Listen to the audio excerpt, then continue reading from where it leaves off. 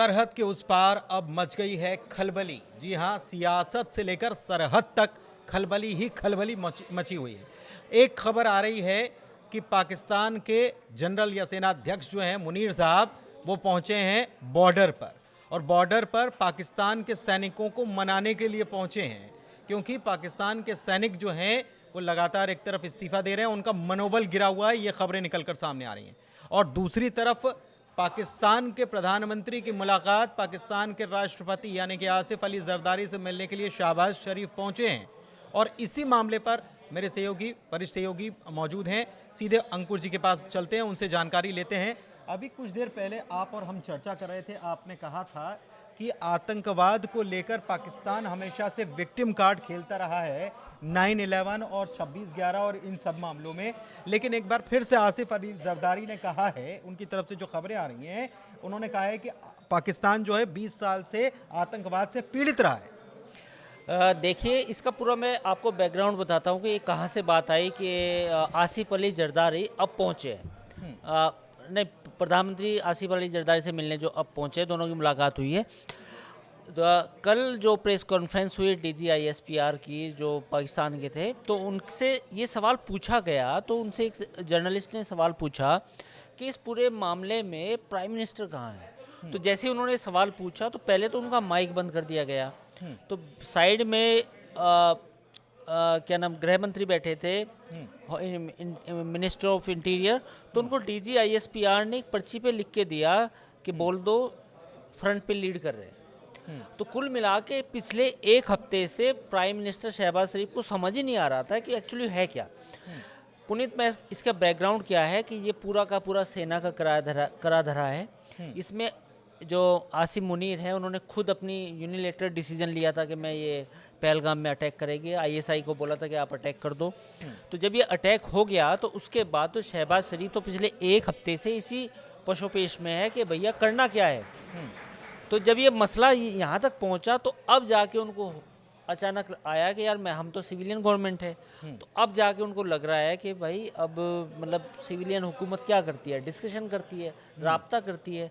तो prime minister और president अब जाके मिले। लेकिन प्रेसिडेंट कह रहे हैं कि हम हर चीज़ के लिए तैयार हैं, पूरा पाकिस्तान एक हो चला है और हर हमले के लिए तैयार हैं। दूसरी तरफ डर सता रहा है, एयर स्ट्राइक हो सकती है, वहाँ की खबरें जो आ रही हैं उसके मुताबिक।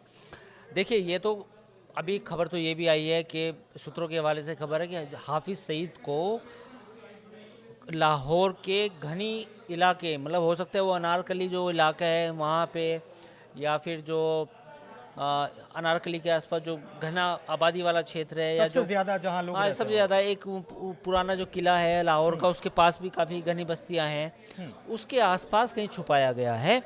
और ये बात क्यों है, क्योंकि इस बार जो मैंने दो बात कही थी कि पुराने वीडियो में कि या तो POK या बहावलपुर, जो मेन रडार पे यही जगह है, जो मेरा अनुमान है, व्यक्तिगत अनुमान है। तो कहीं ना कहीं हाफिज़ सईद को भी प्रोटेक्ट करने के लिए पाकिस्तान के जो पूर्व SSG कमांडो हैं प्रोटेक्ट कर रहे हैं। तो इस बार पाकिस्तान को लग रहा है कि रियल थ्रेट अब आ रही है। पाकिस्तानियों को अब लगने लगा है कि भैया रियल थ्रेट है। भारत जो बात बोल रहा था वो ऐसी बात नहीं थी कि ऐसे हवा में बात हो रही थी। तो अब जैसे जैसे मामला गर्म हो रहा है, तो गर्म मामले में अब प्राइम मिनिस्टर भी एक्टिव है, प्रेसिडेंट भी एक्टिव है, हाफिज़ सईद को भी बचाने की कोशिश हो रही है। तो तमाम चीज़ें मिल गई हैं एक साथ। डिप्टी PM पाकिस्तान के और कानून मंत्री भी इस बैठक के दौरान इशाक पहुंचे हुए डार। थे। हाँ, हाँ, ये भी इस दौरान पहुंचे हुए थे। हाँ। दूसरी तरफ जरदारी की तरफ से जो बयान आया, उन्होंने कहा कि हम किसी भी हमले का जवाब देने के लिए तैयार है। मतलब कि पाकिस्तान हमले का इंतजार कर रहा है कि कोई अटैक होगा, फिर हम उसके ऊपर रिटेलिएट करेंगे। वो तो ऑब्वियसली है, वो यही बात बोलेंगे कि हमले का जवाब देंगे, ये सब करेंगे। मेरा इसमें पॉइंट ये है कि हमले का जवाब देगा पाकिस्तान, क्योंकि उसका पूरा बुनियाद है, वो बुनियाद इंडिया हेट्रेड पे ही है। तो जो 25 करोड़ की आवाम है पाकिस्तान की, उसको ये तो जवाब देना होगा कि देखिए, हम इतना बजट लेते हैं हर साल, पाकिस्तान फ़ौज की बात मैं कर रहा हूँ, कई कंपनियां चलाते हैं, सबसे बड़ा लैंड बैंक पाकिस्तान की फ़ौज के पास है, तो उसको जवाब तो देना पड़ेगा। ऐसा नहीं हो सकता ना कि पाकिस्तान में सबसे ज़्यादा लैंड बैंक भी आपके पास हो, आप फौजी आटा, फौजी यूरिया, फौजी फर्टिलाइज़र, फौजी दूध, ये सब भी सप्लाई, ये भी बनाते हूँ।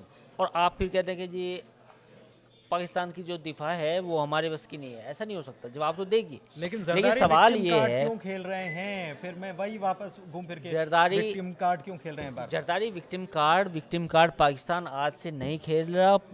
पाकिस्तान लेकिन आज ये से कार्ड अभी तो निकाला है ना, अब इतने ये तो दिनों के लास्ट बाद में, अब निकाला है ये ना? लास्ट में इनके पास प्लेटिनम विक्टिम कार्ड होता है, इसको प्लेटिनम विक्टिम कार्ड बोलते हैं, लास्ट में निकालते हैं। देखो भैया, पाकिस्तान सबसे ज़्यादा पीड़ित है। इससे छोटे वाला कार्ड जो था, ये तो बड़ा कार्ड है, जरदारी ने बड़ा कार्ड दिखाया। इससे छोटे वाला कार्ड ख्वाजा आसिफ ने, जो पाकिस्तान के विदेश मंत्री हैं, उन्होंने स्काई न्यूज़ ऑस्ट्रेलिया के साथ दिखाया था कि हम भी तो पीड़ित रहे हैं। हमने जो ये सब किया है, आतंकवाद को बढ़ावा दिया है या टेररिज्म फैलाया है, ये तो हमने वेस्ट के कहने पे किया है। उन्होंने यही तो बोला था। तो उन्होंने छोटा कार्ड दिया, इन्होंने अब सबसे बड़ा लेकिन वाला कार्ड काम इस बार क्या आ जाएगा? क्योंकि इसके पहले अमेरिका ने समझाइश दे दी है कि भाई अगर किया है तो फिर झेलना पड़ेगा। देखिए, ऐसा है कि कार्ड ये काम आएगा नहीं आएगा ये तो आने वाला वक्त बताएगा, लेकिन पूरी दुनिया इनको जान चुकी है कि इनके पास जो ये लास्ट में कार्ड दिखाते हैं कि देखो जी हम भी टेररिज्म से पीड़ित हैं, ये कार्ड अब नहीं चलने वाला। दुनिया आगे बढ़ चुकी है, दुनिया पानी बहुत बह चुका है, दुनिया इनको जानती है, इनको समझती है कि ये सिर्फ अपनी जियो लोकेशन का फ़ायदा उठाते हैं। कोई पैसे दे दे, ये गोली चला देते हैं, तो इनका मकसद ये मुल्क ही ऐसे चल रहा है। ठीक है, कुल मिलाकर अपडेट्स जो थे अभी तक के, ये आपको बिल्कुल ताज़ा अपडेट हम पहुंचा रहे हैं कि पाकिस्तान के प्रधानमंत्री की राष्ट्रपति, वहाँ के राष्ट्रपति से मुलाकात होती है। राष्ट्रपति की तरफ से बयान आता है, वो कहते हैं हम हर हमले का जवाब देंगे। वो कहते हैं हम तो आतंकवाद से पीड़ित हैं, हम तो मजबूर हैं साहब, हम क्या करें, हमारे ऊपर तो खुद हमला होता है। ये सारी चीज़ें चल रही हैं। लेकिन इस बीच जो मैंने आपको बताया कि आसिम मुनीर जो हैं वो बॉर्डर पर पहुँचे हैं और अपने सैनिकों को मना रहे हैं, अपने फौज के लोगों को मना रहे हैं। ऐसी खबरें भी सामने आई हैं। फिलहाल इस चर्चा में इतना ही। धन्यवाद।